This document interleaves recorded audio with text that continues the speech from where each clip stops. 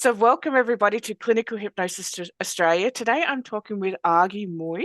Did I get that right? Yes, you did. Nailed Oh, it. you are the best. So today I'm talking with Agi, and Agi is a registered clinical hypnotherapist with Clinical Hypnosis Australia. And please, Agi, tell us what it is that you do. Oh, how long have I got, Trish? As long as you want. I've read your website, it's amazing. So yeah.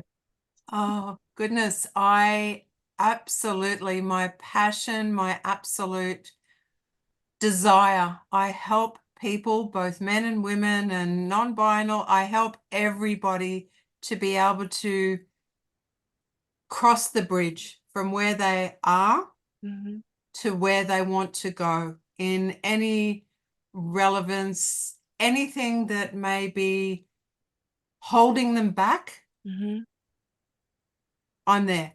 I'm that girl. I'm the girl that can literally take their hand and I can show them process on how to become their absolute best self, their God-given Absolutely. self. Love that. So when it comes to this bridge that some people are stuck at, Mm. what is the biggest thing that they seem to get stuck on? Sometimes they're not even sure what's That's what keeping I'm them thinking. stuck, to Is it be even a bridge? 100% honest. Hmm. And as hypnotherapists, that's the beauty. We can actually work together with them to determine and to literally help them see why they're stuck. A lot of the times they don't know why they're stuck. And but it really does come from all of us, is that right? Correct. So some people may not even see that there's a bridge or an opportunity, and Mm-hmm. others may see a broken bridge, perhaps, Yeah. and then others go, "Oh, there's this huge bridge. I can cross it whenever I want, but when do I want?" Yeah, exactly. You've just really nailed it. You have nailed it. From the time we were born and even before ancestral conditioning. Hmm. We've adopted different, let's say, features from past, Hmm. our environment, society, people that look, even our parents, as much as we love them, they've always done the best that they could possibly do with what they had at the time. However, when you look at my generation, and I'm in my 60s, and then you look at my parents, I mean, I wish, they were with us now. I know they're with me. However, they'd be over 100. They literally did the best that they could do at the time in their generation. And sometimes the things that they continually told us may keep us in a loop and it may keep us stuck. Yeah, stuck in Don't that climb that story. tree. Don't Mhm. try that. Don't talk. Don't do this. I think you know where I'm going. Absolutely. Like even in my generation, so I'm 42 years old, but I come Wow, from, really? You don't look 42. Oh my oh, goodness. go me, go me. Wow. So with my family, we were raised in very old school times. So I was on a farm. Oh, We made all of our own stuff. We only went into town once a week, and if you ran out of stuff, well, stiff. yeah. You couldn't just go to the shop and buy another one. And in No. the small country town that we were in, you couldn't buy like fresh cream and stuff like that. I didn't even know what bacon was until I moved out of home Yeah, that's right. because we didn't Everything have was it. It kept in the freezer was, for months. yeah, yeah, small country town. And we all kind of just helped each other, went to church on Sundays. Nothing was open on a Sunday. Oh no, not even Saturday afternoon. I know that. And I remember when I first did, I'm not sure if you remember these, but at the post office, they'd send you these like letters, and it was always like, you have won a prize, you have won a prize.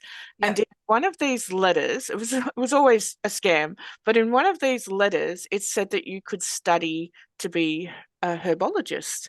Oh, And I was like, let's give this a crack. Say it was like $2.80 a week back then, which was big money back then. yes. And I was like, Mum, I want to be a herbologist. I want to study herbs to heal the body naturally. Uh-huh. And she just literally went to, no, you have to have a real job. Wow. I can relate to that. What was your story? You were told to get a real job? Yeah, I desperately, when I was finishing off school, or even before, I just had this great desire to be an interior designer. That's Mm. all I wanted to do. And interestingly, since then I became an art teacher as well. However, all I wanted to do was be an interior designer, but that wasn't a real job. It wasn't stable. They made me go to secretarial school. Yes. Yep.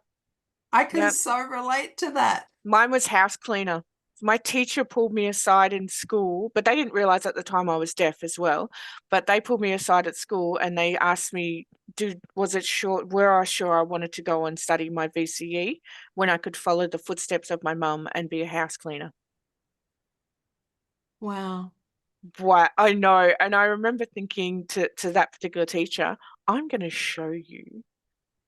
Like Yeah. really, Yeah. they kind of lit this fire in my belly, and that's when I went and studied massage and herbology and all that sort of So, stuff. Trish, it's no wonder that people have limiting belief. Yeah, when they're passing down, and at those times, especially when it come to our school system, and you could relate to this, it was very structured. So there was no, there wasn't really a lot of mental health support or mental health knowledge even. If your family split up, what's wrong with your family? When And now yeah, it's the natural. shame.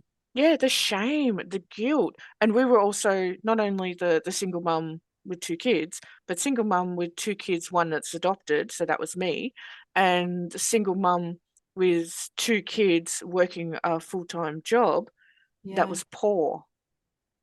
So you Yeah. had everything coming at you, and a lot of people didn't understand that. And heaven forbid, if I remember painting my fingernails once, I painted them black with a texture, weren't allowed to do that.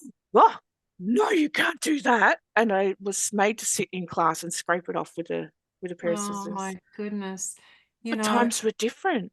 Every kid yeah. goes to school these days with makeup on or moisturizer Oh or gosh, I've got this precious story. I've got to yeah. tell you the precious story. I went to Sydney Girls High. Hmm. That was my high school. And when we went to Sydney Girls High, we had to be immaculate. So in summer, it was a boater hat, Oh, and in winter, it was a beret. Now, our uniform had to be X amount of inches below our knee, and our shoes could not be polished in oh, case anybody looked at your shoes and could see up your skirt. oh.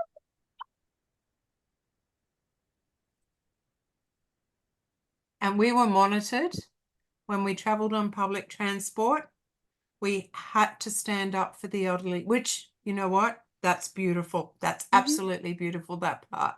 But the Hmm. rest of it is like, oh my goodness. Yeah, But anyway, yeah. I Compressed can thinking, so isn't it? relate to everything that you're saying. Yeah, times have changed. Times have changed. So So can you appreciate. see how the subconscious keeps all that in? Yeah, And then with triggers, absolutely. it's like, well, you know. Mm. And then it can create other things that escalate into adulthood as well. So I was a poor child, so I will be a poor adult. Or my mum was overweight, so therefore I'm overweight. It All of gets that gets a bit, conditioning. yeah, the conditioning. So when you're working with a client, Mm. do you work online, in person, a mixture of both? What do you Oh, do? yeah. Thank you for asking that. Definitely a mixture of both. Hmm. Um, there's a lot of people that love face to face, and I do too. Mm, I do me too. too. However, Zoom can be amazing. And of course, with COVID, everybody did pivot. We all got very comfortable with Zoom. Hmm. And because, we have clients that are not around us. I mean, they're in Mm, different states or wherever they may be, New Zealand, Australia, wherever. mm, It's really important to be able to build that relationship mm. and have those touch points over, what we're doing now, like over Zoom, as well as face to Yeah, face. yeah. So important. And if you can't get to a therapist, and you're resonating with that therapist, so Mm. if somebody loves Agi's work, connect on Zoom, because trust me, if it was Taylor Swift, you'd be connecting. So connect. Well, even you and I'd be connecting like this, you know. You don't Yeah. need to hop on a plane and pay thousands of dollars when you No. can just hit a couple of buttons and, you know, this amazing person is in your own living room. And they're there to help you. They want to see you strive and move forward. So, Agi, you have a book called Unstoppable. Yes. Number one, what is it about? And number two, like, what motivated you to put thought to paper? Okay. Love That's that cover. Unstoppable number one. There's 3 of them. Ooh, three. Yeah, it's a compilation. So I'm one of the co-authors. However, I brought together all the beautiful women in 2 and 3. Beautiful. And really, the idea behind Unstoppable was to showcase to people that through disaster, through tragedy, through personal grief, loss, all of the things that I've personally suffered as well, the list goes on and on and on, you know, asking for help, reaching out, taking that first step. These beautiful women have all rebuilt their lives, and some of them, as myself, again and again and again. So, you know, and giving tangible ideas and on how to do that, right? You Yeah. know, the steps to take as suggestions, Hmm. right? The steps to take, what sort of grit can be inside you. You know, it's not the number of times that you get knocked over or pushed down. It's how many times you get back up. And I know you know that too. And your Absolutely. beautiful audience knows that as well. So, you know, Keep it's the getting back up. guts to get back up again Mhm. and give it another. You know, I know myself personally, I locked myself away for 5 years Yeah, I because went, I didn't want to yeah. ask for help. You know, Shame the and guilt thing that associated. the thing that almost did stop me was the passing of my grandson, and he Oh. was only 6 months old. And that particular event, it shut me away. And you know, I knew better, but I didn't ask for help. So Mm. my biggest advice to anybody, ask for help. Yeah, absolutely. Yeah. Absolutely. Because sometimes we have to go outside of ourselves to get that assistance. And we can't expect it to have 100% knowledge of 100% things. And don't be afraid to ask, and there's no shame in telling people Ah, what's happened. yeah, No shame absolutely. whatsoever. Mm, It's not like it used to be, you know, in the 1800s and 1900s that I had to leave because I was being abused or you know, victimized mm, mm, or mhm, bullied. mm. Yeah. Speak up. Speak up and connect properly with, find someone that you resonate with, that you can relax around, and Yeah. find that good solid advice where somebody's going to give you a little bit of a nudge, not push you off a cliff, but just give Oh, you a no, little bit no. of a nudge in the right direction, but not do the whole, oh, you'll be fine, they're there. Oh Like, gosh, no, it not the doesn't work. sympathetic and no, absolutely not. No, no. No, no, no. If honestly, if you want a therapist like that, just run down to the local grocery store, grab a block of chocky. It costs you like $5, and dwell on that instead. Yeah, Don't do that.